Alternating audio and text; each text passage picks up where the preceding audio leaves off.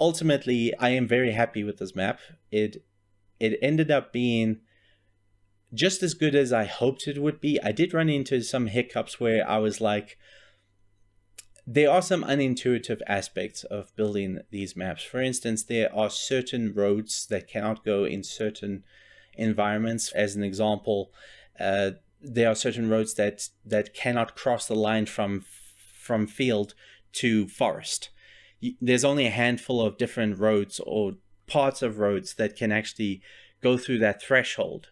And you get different kinds of trees. You get the terrain trees, which is the ones where you can just drag and drop a whole bunch of trees.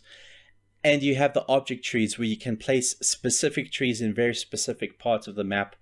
And these trees are also great for decorating edges of lakes and edges of hills and mountains and stuff like that. But they're not as dense as the terrain trees, as the forest. So it's not a substitute for the terrain trees. And unfortunately, the terrain trees are just far more cumbersome to work with, because you have to think of the whole thing on like a grid.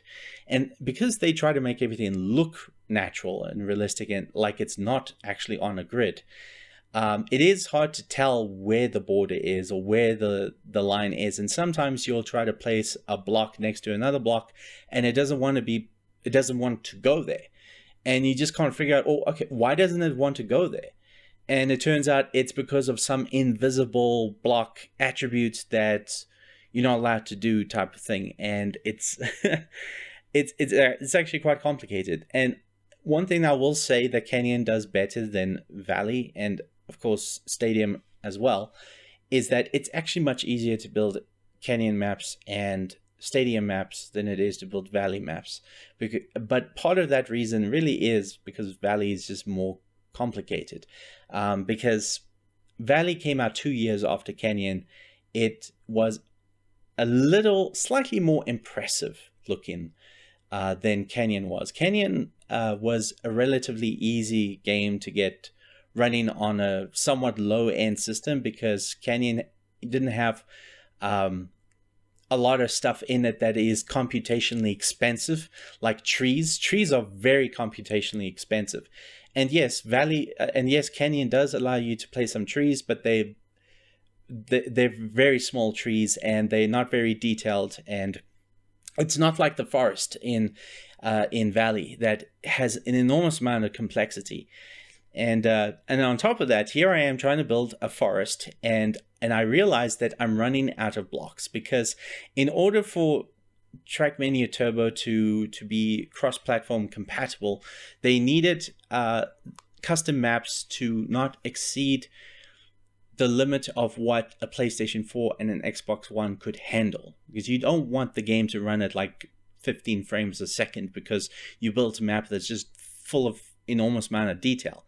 Now, Trackmania 2 didn't really limit you because, you could build the map as complicated as you wanted to, as long as your PC could handle it. And if it couldn't, then you can tone it down and all of that stuff. But when you're building the map on PC, you don't know how well it's going to run on like a PlayStation 4, as an example, if you want to share it online. And so they actually do give you a limit. So they give you a limit of, I think they call them coppers, which is not the same as polygons. It's like a handful of polygons, maybe 12 polygons, or maybe more than 12 polygons equals 1 copper. And as you can see in the top right corner of the screen, it tells you that I have a maximum of 8,500 coppers and I cannot go over that limit. And here I am starting to be a little worried, because I'm like, man, I just don't like simplifying maps too much, because again, my goal for this map specifically is to get it to look like a real location and a really lush, amazing, foresty town, because next door to the forest, I will actually place a whole bunch of houses and stuff. And even though the houses use less resources than the forests and the trees do, it still uses up coppers. And there is a point where eventually I do kind of run out of coppers. But fortunately, I'm able to look around and see, what can I simplify? What can I remove? Because sometimes just changing an object, not necessarily removing it, will save you a few coppers. Because not all objects are made equal. Some objects just have more complexity to them than others. And so it's a lot to think about when it comes to building in Turbo. Now, of course, this isn't going to be a problem when it comes to porting it to Trackmania 2. So it purely is just to get it to run on Turbo and nothing else, because anything can run on Trackmania 2, especially the latest updated versions of Trackmania 2. So Trackmania Turbo takes a very long time to boot up now because it no longer can find the server. I don't know if it's a region thing because I live in South Africa, but as far as I know, when it comes to Trackmania, they don't really limit, I guess you could say, play sessions to regions because of the very nature of Trackmania. There's no car collisions with, no collision with other cars. Therefore, laggy internet is actually not that important. So it doesn't matter how slow your internet is or how far away you are from the server. Because you're not actually going to interfere with other players, you don't need to have the fastest internet, or you don't need to have a server that's in your home country or on the same continent where you live. So Trackmania 2 still has online capabilities, but because Turbo is far less successful and it was probably just maybe too much work or too much money spent on maintaining Turbo, they decided to pull the plug. So I think it is worldwide. Someone out there is going to have to correct me if that is not the case, but I do believe it is worldwide. They actually did discontinue the online feature of Trackmania Turbo, but the game is still totally worth the money for the most part because it has the best local multiplayer. It still has its split screen, but it's not just split screen. It's got a whole bunch of other things that even Trackmania 2 doesn't have. So it's got co-op play. It's got, single camera mode where it's kind of like Micro Machines. Those old Micro Machines games from the 16-bit and 32-bit era where you have these two cars in the same screen, and if one of them falls behind and falls out of frame, then the car that's leading gets a point. And they've got something like that in Turbo, which is a really cool gameplay mode. But other than that, Turbo does take a really long time to boot up now that it's struggling to find a server. So, and it just keeps trying until eventually, like a really long time, like over a minute or something like that. I don't remember exactly, but it was a ridiculous amount of time, and you have to wait so long just to play like a local single player game, which is ridiculous. It's clear that they really did not build that game to run nicely after the servers have been turned off. I really hate games as a service. It's just the worst ever. Fortunately, it turns out that you can actually speed up the process if you, in Windows in particular, you can actually create a network exception, meaning that you can block or prevent Turbo from gaining access to your network or to the internet, and as a result, it won't pick up any kind of internet, and it won't even try to find the Ubisoft server, and it will just tell you it's just not connected. Press enter to continue, and so that fixes that. So that's okay. But still, I don't think we have to go through such a loop or hoop. We don't have to go through such a hoop to get it to work like that. It really should just do that automatically. If it doesn't pick up the server, then it should just be like, okay, well, I guess we can't connect to the server, and just let you in the game. But no, the thing spends like a minute trying to find a server, makes you wait for so long. It's not, yeah. I don't know. I only purchase games that I know can function without relying on some kind of external server in order for the game to be even possible to run. It was very tempting for me to purchase the Champion Pack for Quake Champions, which is essentially just you get all of the characters. You don't have to grind to unlock a handful of characters. You can just purchase them, which is fine. It was reasonably priced, and it's a very good game. Quake Champions is, in fact, a much better game than most people give it credit. That being said, I'm glad I didn't do that, because they did close the South African server. So I used to have like 20 ping, which is very low. I think it's in milliseconds, so 20 milliseconds. That's very, very low. It's very good.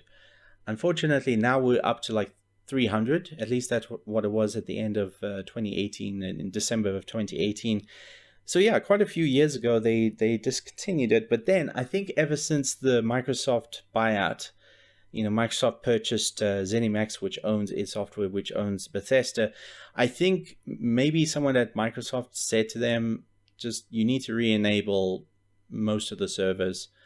And I think that's what happened, because the servers are now back online. But because I couldn't actually play Quake Champions without that server, yes, technically you could get connected, but the lag was so bad, it was basically unplayable. It's like, because if you have 400 pin, that's 400 milliseconds. That's information going to the server, and it's another 400 coming back from the server. So that's 800 milliseconds, or 0.8 of a second. So almost an entire second, there's a delay in your interaction with opponents and with your teammates. So basically unplayable. And because of that experience, I decided, even though the server is back up, I'm just not going to spend any money on this game, because I know it is inevitable. They are going to turn off the server like they did back in 2018. And the fact that they turned it off back in 2018, when the game was still, for Pete's sake, it was still in early access. It was in early access for years and years and years, but it was only in early access for just over a year at that point. And the fact that they discontinued it that early just shows that apparently, even though we do have a fairly dedicated fan base of Quake players in South Africa, it's just not big enough for Bethesda to justify the costs. Yeah, so needless to say, I will never, ever, ever, ever, ever support games as a service. Before I buy a game, I always have to make sure, can I play it offline? Does the game let me continue to play it even if there is no server to connect to? And that is fortunately true when it comes to Trackmania 2 and Trackmania Turbo. Unfortunately, Trackmania 2 does rely on a different service. It relies on Mania Planet, which is basically the launcher for all of these different Trackmania 2 environments. So it is a bit iffy. What if they discontinue the launcher? I don't think it's going to happen anytime soon, simply because the fan base is still big enough that you can still get connected to Mania Planet without any major problems. I did have a bit of issue connecting to Mania Planet first time round, but that's just because I had a very unconventional network. I had a computer connected to Wi-Fi, but it's an access point connected to another access point, and that was connected to our fiber. Very unconventional, and I think that Mania Planet just didn't like it, and so I just couldn't download the game. So I had to get one of my really long Ethernet cables and connect it to my PC and take the cable downstairs to the study to where our main access point was, and then I was able to download Trackmania Valley and Stadium and Canyon and all of that. But I do think that ultimately it is going to stay for a very long time. So I think purchase the game now, and even if they close the server sometime years in the future when there aren't enough players, you'll still be able to play it offline. And if all fails, hey, at least people have been figuring out ways to crack these games. They've done it once with Canyon. They can do it again with Valley. They can do it again with Stadium. In fact, I think they already did do it with Stadium. But I don't have a reason to play the cracked version of Stadium, because the version I have is working just fine. And also I have the beta version of Stadium, which actually isn't all too dissimilar from the final product. It does have a few less features, but at least I can play something. All right, at least I have options. That was not the case with Quake Champions. there was just absolutely no option to play that game in any shape or form if you couldn't get connected to a server, not just in general, but one that's in your country. Because even if you can play against bots, the bots are actually not generated locally. They're generated on the server. So get this, if it's just you and bots, you are still going to experience lag. So I don't know. I can't wrap my head around that. That just doesn't make any sense. But ultimately, I would recommend Turbo and Trackmania 2 Valley and Stadium if you feel that you like to have the graphical upgrade over Nations Forever, which, by the way, Nations Forever is still free. And Canyon, if you're willing to put up with laggy controls, Canyon is still a good time. I still think it's a good game, but it is difficult to control. But again, not nearly as bad as Lagoon. Lagoon's basically the only one I would not recommend to purchase unless you like a really good challenge, which it absolutely will. Some people actually do like Lagoon because of how difficult it is. And that's fine if you like really hard games, but a lot of people actually really don't. But one of the things I will say is that when it comes to the latest version of Trackmania 2020 as we call it, because once again the publishers confuse consumers by just calling it Trackmania instead of giving it a proper name, like I don't know, like call it Trackmania 3 or something like that, because that's the only way that people are actually going to be able to distinguish it from all the other Trackmania games. But no, now we're forced to call it Trackmania 2020 forever. It's like Doom 2016 is going to always be called Doom 2016. We're never, ever just going to call it Doom. Because that just confuses people. If you say to someone, have you played Doom before? They're not going to know that you're talking about Doom 2016. They're going to have to ask you which Doom. Are you talking Doom 1, Doom 2, Doom Eternal, Doom 2016? Which one? And so it fails as a name for the game. That's why, unfortunately, we're going to have to, for the rest of time, refer to it as Doom 2016. And there's so many games that keep doing this. And it's so annoying. So ultimately, I think that it is a really bad marketing and it's very confusing, but that's not the thing that upsets me most about Trackmania 2020. But yeah, it's a whale game. Don't bother with it. In fact, I would argue that Trackmania is probably worse than other games as a service, because at least other games as a service still offers, like you pay for a game once and you can play it for as long as the servers are up, whereas that is not the case with Trackmania 2020, especially since when you buy stuff for that game, that's when the clock starts ticking, meaning that you won't be able to play the stuff that you purchased, indefinitely, because you have to keep paying forever and ever and ever. And that's just dumb. Here's another classic example of how Valley can be challenging to build maps for, because there's only one kind of house that can be built on the hill, and one of the appeals of Valley is in its name, Valley. You want to build hills and valleys and mountains and stuff, and there's literally only one house or one building that can actually be built on a hill. And there's a lot of roads that can't be built next to a building on a hill.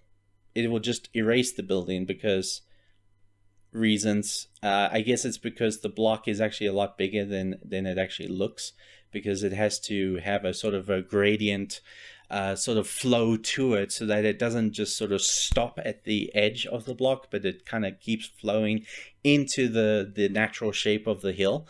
And that's why you often cannot have roads next to buildings on slopes and those houses on hills and stuff. Fortunately, the dirt road doesn't have this problem, but because it's a dirt road, you're very limited. You can only have off-roading if you want to go on a hill that is populated with houses. If you remove the houses, then you can have normal roads. But again, my goal for this map is to build something that looks like a real place, like a real town. I don't want to arbitrarily have like this patch of nothing in the middle of town just because there's a hill in the middle. Whatever, let's just have it be a dirt road. It's, you know, it's a very classic sort of town, so the dirt road kind of does work, but I would have preferred concrete. Sorry, not concrete, tarmac.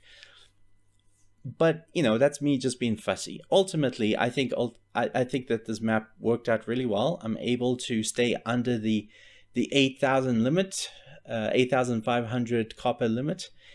Eventually, as I add the finishing touches, adding details where they're greatly needed, I will end up deleting maybe a few trees. In fact, you've probably already seen me delete a whole bunch of trees just because I kept running out of coppers. As long as there's at least a few rows of trees that kind of give the illusion of a really massive forest, you don't have to have a forest that is as big as you want to imply. But certain houses use more coppers than other houses, and a lot of it has to do with some of the houses have lots of trees in them because it's a whole bunch of textures. Instead of just a very basic shape with just a handful of textures, the trees have to have multiple, I guess you could say, floating transparent textures to give the illusion of a 3D object, even though when you come right up close to a tree, you'll notice it's actually pretty flat. But because, unlike Canyon, where the trees are sort of in the background and they can be very low detail, in Valley the trees are like right there, right next to the roads that you have to take. So these trees do have more detail to them. One thing I will say, the massive, I don't know what you call them, redwood trees in Canyon, they are more computationally expensive, but that's just because of their size. That's just because of how massive they are. But you know, this is par for the course. This is just something you have to deal with if you want these maps to work in Turbo. And I think this is part of the reason why people prefer building maps in Trackmania 2, because they don't have to stay under this very strict limit. There's also a lot of fans that like to go outside of the normal boundaries of building maps, and because eventually they did include a feature in Trackmania 2 that allows you to place objects in places where they're not supposed to be. Now, surprisingly, this actually is very helpful because, yes, it does result in some glitchy terrain, but if you know what you're doing, you can actually put blocks in places where it can actually fit. It's just that the block next to it can no longer coexist with that original block, but that's okay because you can always change it. So you can place blocks literally anywhere you want in Trackmania 2. But because I'm trying to build this in Turbo, this map for the most part is actually going to stay very vanilla. It's not going to do anything crazy like that. So here I am finally testing the map, and I think that it works out really well. I'm just making sure that it flows nicely, and I'm pretty happy with it. And this was when I decided that I think this is it. This is the final version of at least the Turbo version, because once I import this into Trackmania 2 Valley, I will make some changes to take advantage of some of the features that Trackmania 2 has that Turbo doesn't have. But yeah, thank you all for watching. Until next time.